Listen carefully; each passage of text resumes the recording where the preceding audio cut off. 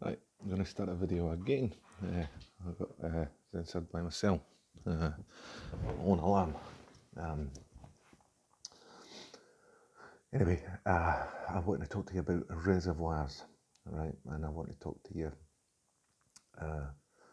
at a high meta level because I want to talk to you on multiple levels. I want you to apply it in electronics, water, money, banking,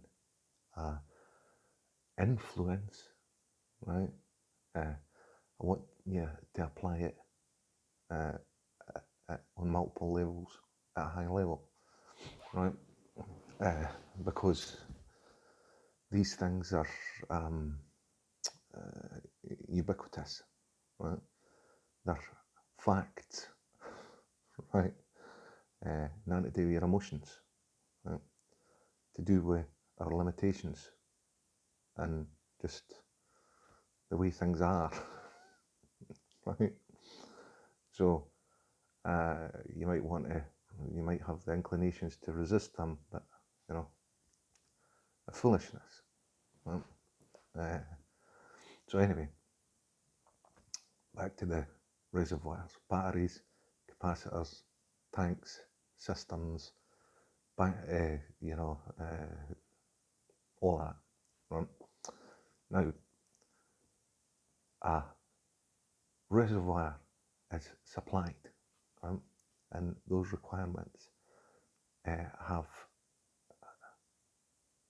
the amount of supply that's given is variable, right? And comes from another supply, right? So they're all connected, right? And when you create reserves, reservoirs, tanks, capacitors, batteries, all of these things, they all require, charging up, replenishing, all of that sort of stuff. They have a supply, right? Well, that supply can be, it can be dammed and a reservoir created so that it can withstand transient responses. If we're talking about water, you might have heavy rains at some point, and you might have dry spells, right? If you're talking about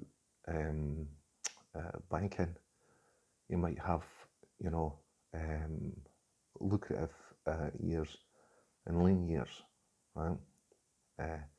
Success and failure, all of these sorts of things. Now, the point of the reservoir is to condition those transient responses to something more manageable. It's a smoothing circuit, right? That smooths the that smooths the transient responses, right? Now, if you take a particular cell, battery, tank, all of these things, excuse me, if you take these, let's say it's a tank of water, and it's going to supply 5, right? Now, these 5 might have different requirements at different times, right?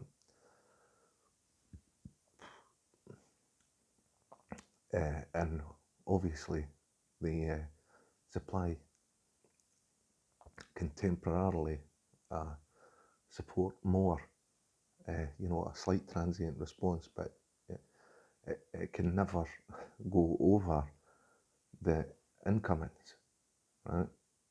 It can temporarily do it because that's what the tank's there for. So it can temporarily withstand a slight increase in requirements. We can't do it more than the capacity of the tank. Can't do it.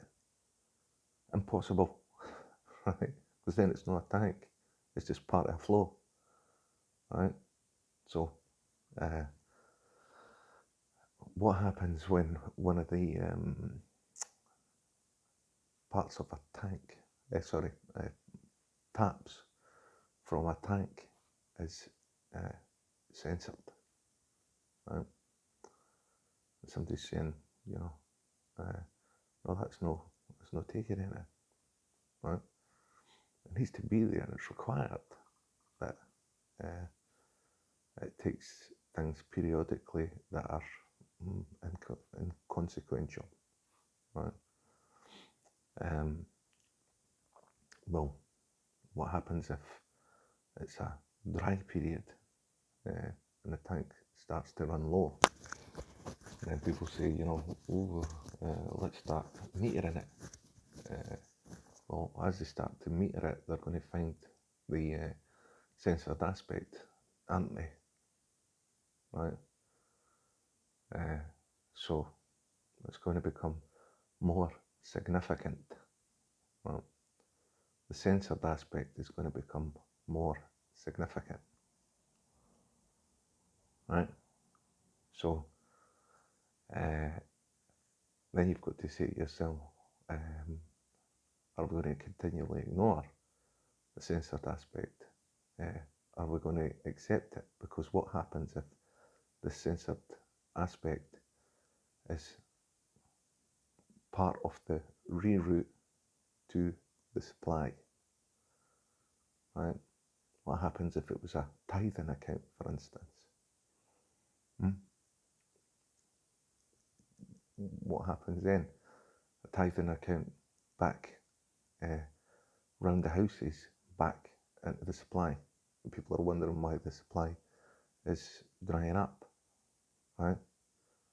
Charity. Right? What happens if people go looking for the censored aspect and then go, oh look, there's a censored aspect there, cut it off. Right? Now, this has got nothing to do with this has got to do with flow and actually tracking it down and getting an accurate breakdown of what's happening, right? So internally in doing that, you may have obviously the censored aspect has no say in the matter. They don't have any say. How could they have a say? Because if they had a say, they wouldn't be censored, would they? So then you've got a bunch of people who are quote unquote important, making quote unquote important decisions, and the censored part of the system is unable to contribute in that process. Unable.